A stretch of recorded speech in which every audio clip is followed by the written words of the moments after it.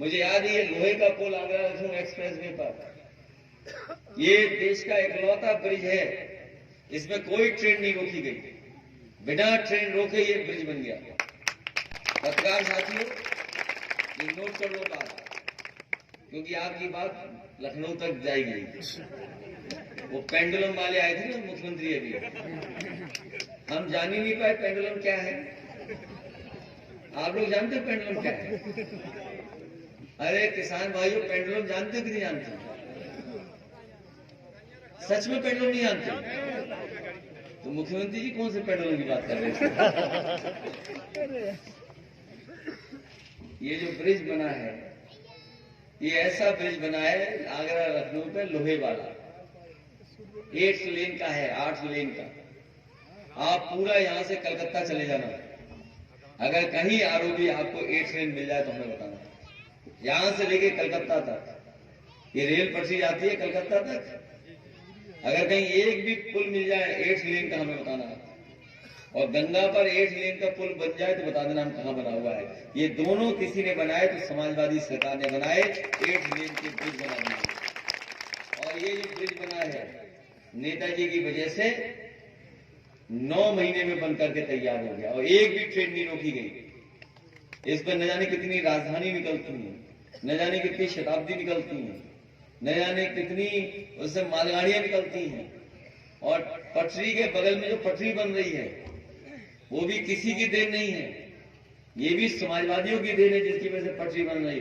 और हमारे मुख्यमंत्री आए करहेल में कह गए पेंडुलम है कोई। अच्छा, पेंडुलम से क्या लेने देना इस चुनाव में? हमारे मुख्यमंत्री कोई फिजिक्स के स्टूडेंट हैं क्या? अरे भाई, कोई फिजिक्स का स्टूडेंट होगा यहाँ पे? फिजिक्स नहीं पढ़ा किसी ने? पढ़ा सबने। 1-2 लड़के दिखाई दे रहे हैं। फिजिक्स पढ़ी तुमने? हाँ बेटा, तू जानता होगा फिजिक्स क्या है, पेंडुलम। हमारे मुख्यमंत्री कह रहे पेंडुलम है, और ऐसे खेल की बात करके गए तो कोई मुख्यमंत्री खुद ही नहीं खेलना जानते। नहीं, वो पहनावा खेल का नहीं है, वो वाला पहनावा। फुटबॉल में तो कुछ और पहन के खेलना पड़ता है। तो बताओ मुख्यमंत्री जी,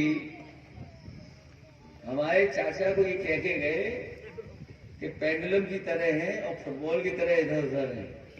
वो जानते नहीं हैं कि हमारे चाचा ऐसा झूला झुलाएंगे हमें। क्योंकि सबसे अच्छा उदाहरण पेंडुलम का, अगर कोई पेंडुलम न जाने तो वो झूला ही है। और आपको पता होगा गांव देहात के लोगों को कभी कभी नए बच्चों को झूले पे बैठा लेता है पुराना आदमी, जब झुलाता है तो कैसे बच्चा रोता है। तो नेताजी तो थे ही पुराने राजनीति में, लेकिन चाचा भी हमारे राजनीति में पुराने खिलाड़ी हैं, ये मान लो। ऐसा झूला झुलाएंगे कि उन्हें समझ में नहीं आएगा। अब बताओ खिसियाने वाला क्या करता है? गुस्सा किसको आती है? जो हारता है। जो हारता है या खिसिया जाता है? कहीं नहीं आए मुख्यमंत्री जी, करहेल आए, बताइए। और वो भी जबरदस्ती लिया कॉलेज कार्यक्रम, हमारा कैंसिल करके कार्यक्रम किया, जानते होंगे मुख्यमंत्री। कार्यक्रम हमारा था और हमारा ये बैठे थे सामने, कार्यक्रम कैंसिल किया हमारा, बताइए। बोला करहेल जरूर जाना है। अरे भाई, करहेल क्यों जाना है आपको? उन्हें पता है करहेल के बारे में कि करहेल में रिजल्ट क्या आने वाला है। ये बताओ, साजिश करके हमारे खिलाफ किसी को लड़ाया था कि नहीं लड़ाया था? और ऐसा साजिश करते रहे, मनाते रहे, पटाते रहे रात भर। जो प्रत्याशी थे पिछली बार हमारे साथ जो लड़े थे, हमारे खिलाफ जो लड़े थे, बहुत मनाया उन्हें रात भर। बड़े बड़े जो है लोग, उन्होंने मनाया कि आप जाओ लड़ो जा करके, और ये भी सिखाया जब लड़ोगे जाके तो क्या क्या बोलना है आपको। अगर आप यादवों के खिलाफ नहीं बोलोगे तो वोट नहीं मिलेगा। अच्छा, आप मुझे समझाओ, आप लोग दिल्ली में मंत्री हो कोई, और बताओ विधायक बनना चाहेगा? अच्छा, आप खुद बताओ, कोई हमें ये गलत समझा दे राजनीति का।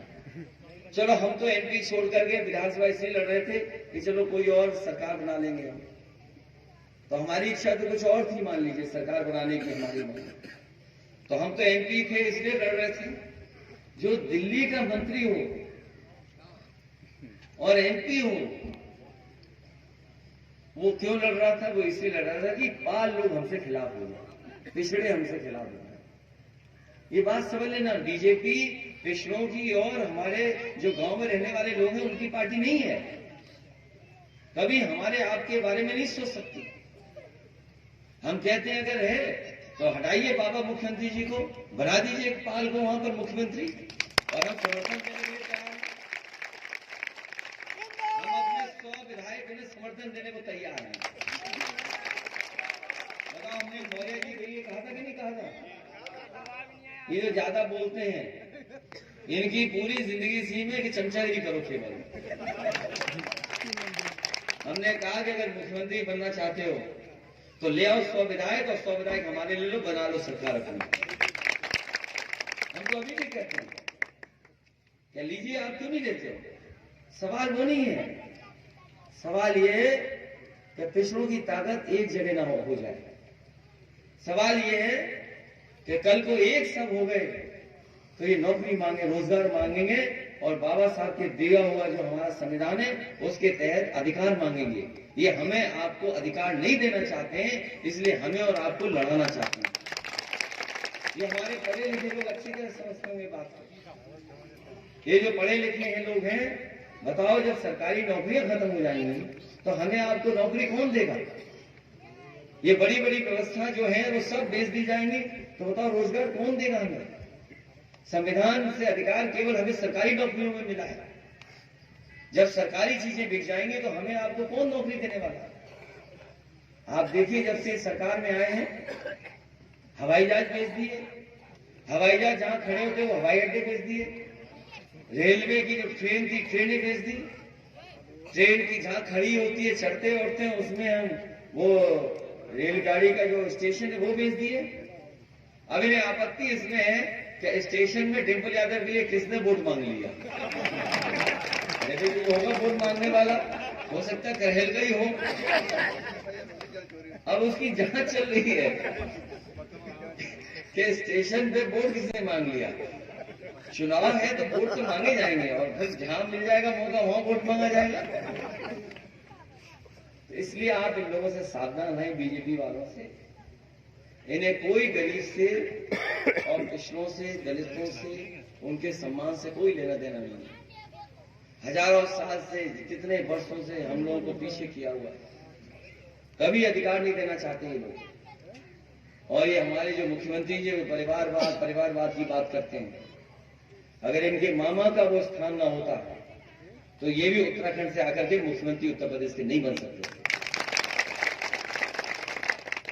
इन्हें काम करना चाहिए, जनता ने इन्हें मौका दिया दोबारा सरकार बना करके, लेकिन ये काम नहीं करना चाहते, केवल जनता में नफरत फैलाना चाहते हैं। इतनी नफरत फैल जाए कि एक दूसरे को कोई देख न सके। इसलिए आज जब हम लोग वोट मांगने आए हैं तो नेताजी को याद करके, और नेताजी की जो राजनीति थी जोड़ करके चलने की, भाईचारे की और सौहार्द की राजनीति, उसके लिए हमारी मदद करने का काम किया। आपके अकाउंट में पैसा भेज देते हैं, सोचते हैं सब भरपाई हो गई, लेकिन सही मायने में कोई पढ़ा लिखा नौजवान घर बैठ के, गांव बैठ करके हिसाब लगाना, महंगाई से आपसे पैसा वसूल लिया और इसलिए महंगाई कर रहे हैं जिससे गरीबों में खुशहाली ना आ सके। याद रखना, जब महंगाई बढ़ेगी खुशहाली कभी नहीं आ सकती। इसलिए जानबूझ करके इन्होंने साजिश कर करके एक तरफ तो 2000 रुपए दिए और धीरे धीरे इतनी महंगाई कर दी कि आप खुशहाली के रास्ते पे नहीं जा सकते। इसलिए मैं आप सबसे निवेदन करने आया हूं, ये चुनाव नेताजी का चुनाव है, कोई सरकार बनने या बिगड़ने का नहीं है।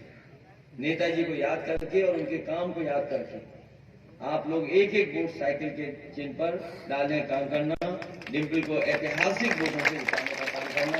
मैं आपको भरोसा दिलाता हूँ कि पाल समाज को हमने हमेशा सम्मान दिया है, उन्हें जोड़ के रखेंगे। और हम और आप लोग तो, हालांकि पुराने हमारे तमाम नेताओं ने कहा होगा कि हमारा आपका रिश्ता तो जानवर वाला है, बड़ा और छोटा वाला। तो इसलिए हम आपका हमेशा सम्मान करेंगे। अगर किसी से कहीं कोई गलती हुई होगी तो हम लोग उसमें सुधारने का काम करेंगे। आप सब लोग मिलकर के समाजवादी पार्टी की मदद करना, और हम लोग लगातार आपकी मदद करेंगे, क्षेत्र का विकास करेंगे। अगर कहीं कोई ऐसी बात आएगी जहां आपको न्याय दिलाना होगा, हम आपको न्याय दिला करके आपका सम्मान करने का काम करेंगे। आप सबका जितनी बड़ी संख्या में आए आदरणीय बुजुर्गों का और विशेषकर अपनी माताओं बहनों का मैं बहुत बहुत धन्यवाद देता हूं, आभार प्रकट करता हूं, इस उम्मीद से कि आप सब लोग साइकिल चुनाव चिन्ह पर और नेताजी का सम्मान बढ़ा करके ऐतिहासिक जीत दिलाने का काम करेंगे। आपको बहुत बहुत धन्यवाद।